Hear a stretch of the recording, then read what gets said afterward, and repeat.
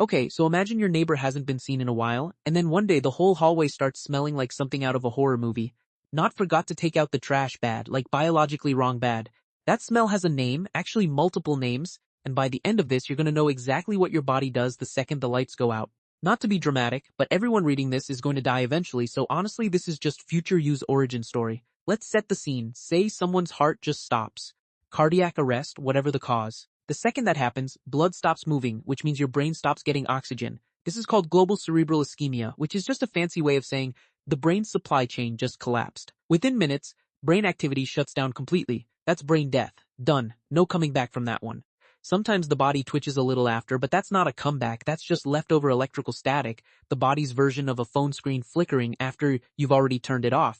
Now here's where it gets unglamorous fast. The first stage is called primary flaccidity, and it's exactly what it sounds like. Every single muscle in the body just lets go. All of them. The jaw drops open. And because muscles control way more than you'd think, this is also the point where the body loses control of, well, everything it was holding in. Bladder, bowels, all of it. Nobody warns you about this part in the movies.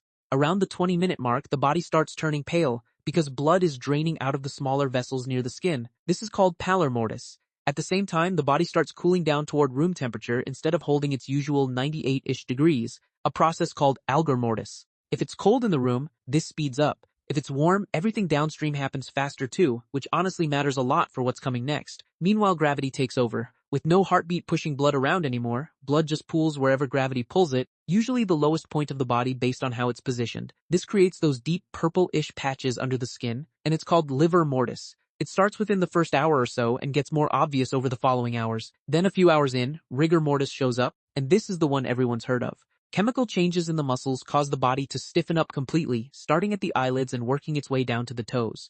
This is also why a lot of people assume dead bodies look scared. They don't actually die with a fear expression. That's a myth. It's just rigor mortis pulling the face into weird positions. The body stays stiff like this for roughly a day or two before it relaxes again in a stage called secondary flaccidity, where the skin actually starts to shrink and pull back, which is also why people think hair and nails keep growing after death. They don't. The skin is just retreating and making them look longer by comparison.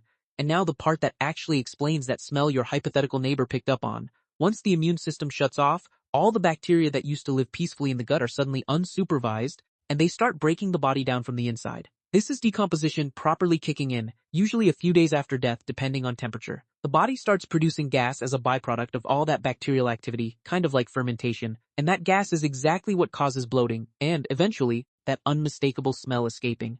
And the smell isn't random either, it's a specific chemical cocktail, compounds that smell like rotten fish, rotten eggs, garlic gone very wrong, and something that smells disturbingly like poop. All of it working together to basically broadcast, something has gone very wrong here to anyone nearby. If someone dies and isn't found for a while, this is usually the point neighbors start noticing, somewhere around a week or two in, when the smell has fully taken over and skin starts darkening. Now if a death looks unexpected or suspicious, that's when an autopsy happens, though it's actually a pretty small percentage of all deaths overall. A medical examiner checks the outside of the body first, then opens things up to check internally, going through the organs one by one to figure out what actually happened. Once they've got their answer, everything goes back in, the body gets sewn up, and the paperwork gets filed so the person can legally be buried or cremated. Before burial, funeral homes typically clean the body, close the eyes, and if the family chooses embalming, drain the blood and replace it with preserving chemicals to slow the process down for the viewing. Makeup, hair, the whole presentation happens here too, which is honestly just the body's final glow-up before the send-off. After that, it depends entirely on conditions. Buried underground in a sealed casket, decomposition slows dramatically compared to being left exposed to air and insects, where the process would move way faster. Underground, changes happen gradually over months and years, clothing degrades, skin tone shifts, and eventually, given enough time, everything breaks down to bone. In rare dry conditions, bodies can even mummify instead. It genuinely depends on temperature, moisture, coffin material, basically the whole environment.